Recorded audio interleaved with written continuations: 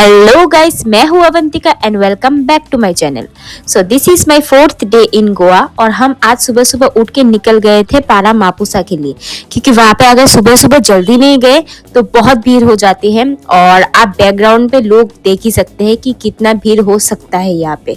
धीरे धीरे हम जा रहे थे और लोग यहाँ पे बढ़ ही रहा था, तो शूट करने में बहुत तकलीफ हो रही थी हमें। सो वहाँ पे सब लोग शूट करने जाते हैं क्योंकि ऑब्वियसली वहाँ पे डियर जिंदगी का शूट हुआ था, तो सब लोग वहाँ पे अपना मेमोरीज तो क्रिएट करना ही चाहते हैं। सो हम भी इसीलिए गए थे। तो हम सुबह सुबह जल्दी निकल गए ताकि धूप कम निकले। तो जब पहुंचे तब ऑलरेडी धूप बहुत निकल चुके थे और हम ऑलरेडी बहुत टैंड हो चुके थे पिछले 3 दिनों से। और हमको पहले से पता था कि अब यहाँ पे आ गए हैं, धूप इतना निकल गया है तो टेंट तो होने ही वाले थे। लेकिन सोचा था कि चलो पहले शूट के लिए जगह डिसाइड कर लेते हैं कि कहाँ पे लोग कम है। तो हमको फाइनली एक जगह मिला जहाँ पे भीड़ थोड़ी सी कम थी। तो हमको लगा कि चलो यहाँ पे जल्दी जल्दी हम लोग जो भी फोटो वोटो खींचना है जल्दी खींच लेते हैं। लेकिन ये यहाँ का मेन रोड है, तो यहाँ पे स्कूटी वूटी आते जाते रहते हैं, तो आपको थोड़ा सा वेट कर करके शूट करना पड़ेगा। तो मेरा शूट चालू था क्योंकि मुझे रीटेक लेने की आदत है, क्योंकि मुझे अपना बेस्ट चाहिए, अपना बेस्ट फोटो चाहिए। ये तो पता ही होगा कि सारी लड़की ऐसी होती है। तो हम फाइनली शूट वूट जल्दी जल्दी ख़त्म करने की कोशिश कर रहे थे। तो हम ख़त्म करके अभी निकलने वाले थे, यहाँ से जाने वाले थे हम। तो हमारा मापुसा का टाइम डन हो चुका था और हम अभी नेक्स्ट डेस्टिनेशन जाने वाले थे फॉन्टेनस विलेज। और Fontainhas village one of the most viral and famous village in Goa. और आप अगर गोवा गए और फॉन्टेनस विलेज पे नहीं गए तो फिर वेस्ट हो गया लिटरली, क्योंकि फॉन्टेनस विलेज पे बहुत सुंदर सुंदर लोगों के घर है।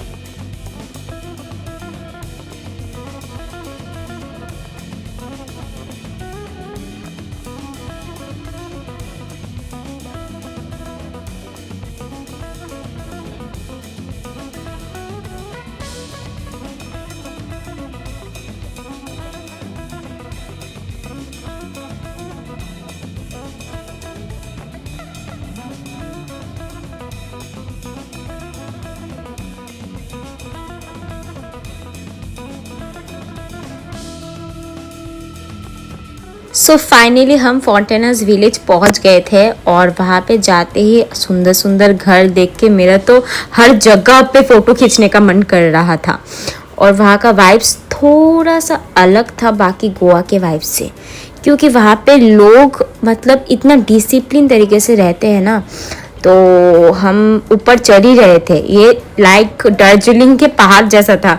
लाइक ऊपर चढ़ ही रहे थे ऐसा लग रहा था। और जितना ऊपर जा रहे थे उतना सुंदर सुंदर घर दिख रहा था और पेट पे बहुत चूहे भी दौड़ रहे थे। तो सोचा कि थोड़ा बहुत मेमोरीज कैप्चर करके हम खाने वाने जाएंगे, यहाँ पे कुछ अच्छा कैफे वैफे मिलेगा तो।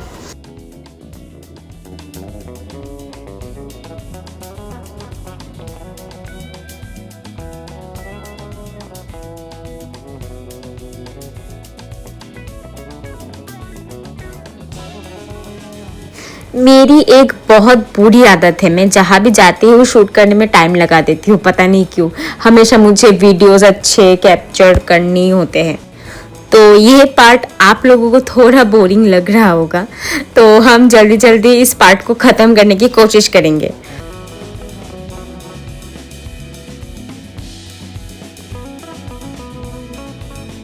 बट जितना शूट कर रहे थे उतना अच्छा लग रहा था, क्योंकि वहाँ पे और भी सुंदर सुंदर घर थे। वहाँ का मतलब डिज़ाइन इतना अच्छा था दिखने में। तो वहाँ पे लोग भी रहते हैं, तो ऑब्वियसली उनका भी प्राइवेसी का ख्याल रखना पड़ता है हमको शूट करने से पहले।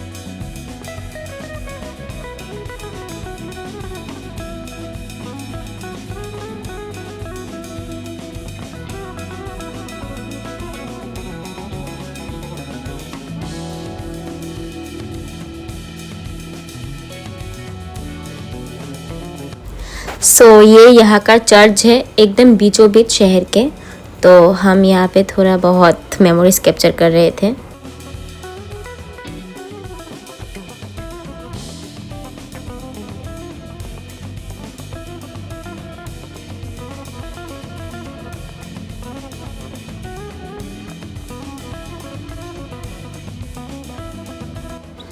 और बस आफ्टर 1 डिकेड अब हमको बहुत भूख लग रही थी कि चलो अब तो खाएंगे, अब सीधा हम रेस्टोरेंट पे जाएंगे और कुछ नहीं करना अभी तो हम अभी रेस्टोरेंट की ओर जाने वाले थे। और यहाँ पे एक बहुत फेमस कैफ़े है, म्यूलर कैफ़े बाय बेरिस्ता।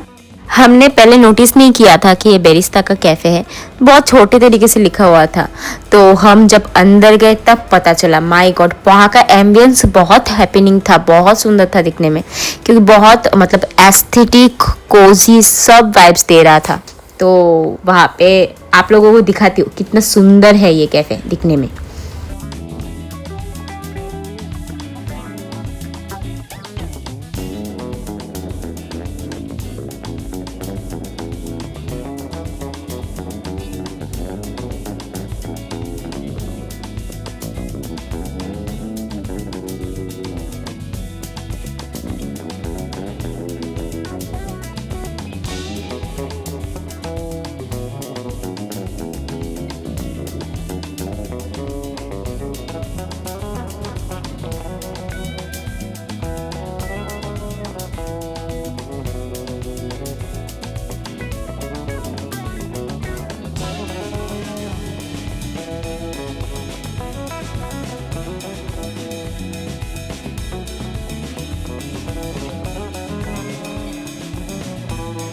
सो हमने बहुत कुछ ऑर्डर किया था, like English breakfast, pizza, pasta, coffee, बहुत कुछ।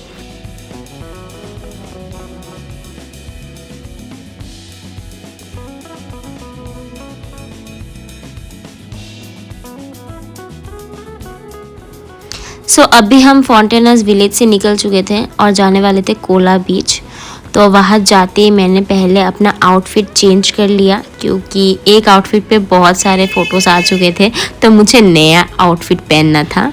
तो कोला बीच का फेमस है उसका कायाकिंग, जिसको मैंने बहुत सारे फिल्मों में देखा है।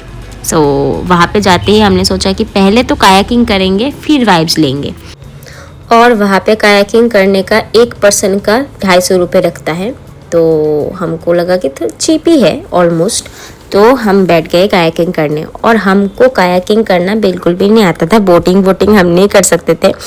तो हमने सोचा कि हेल्पर ले लेंगे, तो हेल्पर लेके बोटिंग करेंगे। तो उनको अलग से पैसा देना पड़ेगा अगर मतलब हेल्पर ने किया तो हम निकल गए थे कायाकिंग करने के लिए, बैठने वाले थे अभी बोटिंग करने। तो हम बोटिंग कर रहे थे, तो हमको लगा कि शायद थोड़ा पानी कम है, इसलिए बोटिंग करने में तकलीफ हो रही है।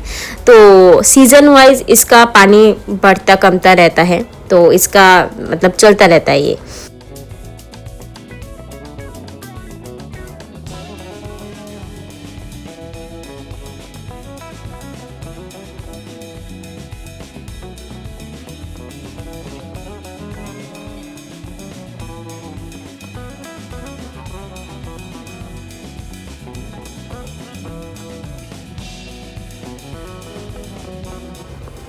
और पानी इतना कम था कि दूसरों से हेल्प लेना पड़ रहा था।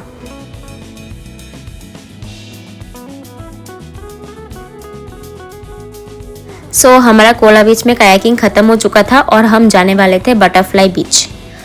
और बटरफ्लाई बीच जाने के 2 रास्ते हैं, एक आप पानी के रास्ते से बोटिंग करके जा सकते हैं, और दूसरा है ये रास्ता जो बीच से टूटा हुआ था ऑलमोस्ट। रास्ता काफ़ी ख़राब था, और वहाँ का जो गार्ड है उन्होंने हमको पहले ही बता दिया था कि ये जगह टूटा हुआ है, आप ज़रा ध्यान से जाइएगा, और एक जगह से आपको वॉक करके जाना पड़ेगा, आप स्कूटी लेके नहीं जा सकते। और ये जगह दिखने में बिल्कुल अमेज़न फॉरेस्ट जैसा लग रहा था। लाइक मुझे तो लग रहा था कि एक भी कदम फिसला तो मैं गिर जाऊंगी। But the view and the beach is totally worth it, क्योंकि ये बाकी बीच से काफ़ी अलग लग रहा था। आप देख सकते हैं इसका वाइब बहुत अलग है। और ये एक प्राइवेट बीच है, तो आप इसको पहले से बुक भी कर सकते हो अगर आप हनीमून पे आ रहे हो या कपल हो तो। इस बीच के लहरें एकदम मेलोडी जैसा साउंड कर रहा था, और हमारा बहुत मन था कि हम थोड़ी देर बैठ के और वाइब्स ले लें, बट हम ऑलरेडी लेट हो चुके थे और 6 बजे ये बीच बंद हो जाता है, तो हमको जल्दी जल्दी निकलना पड़ा था। जस्ट ऑलमोस्ट 20 मिनट्स हम यहाँ पे थे, तो जितना हो सके हमने वाइब्स ले लिया यहाँ का। तो हमारा आज का डे पूरा एंड हो चुका था। तो हमारा साउथ गोवा में सफ़र यहीं पे ख़त्म हो रहा था। तो हम अगर नेक्स्ट टाइम जाएंगे तो ज़रूर साउथ गोवा विज़िट करेंगे, क्योंकि बहुत कुछ छूट गया है साउथ गोवा में। तो हम नॉर्थ गोवा बैक करके जाने वाले थे और यहाँ से 70 किलोमीटर और ट्रैवल करना था हमको जाने के लिए। तो thanks for the watching and like, comment, share and subscribe my channel. Press the bell icon for more interesting updates and videos.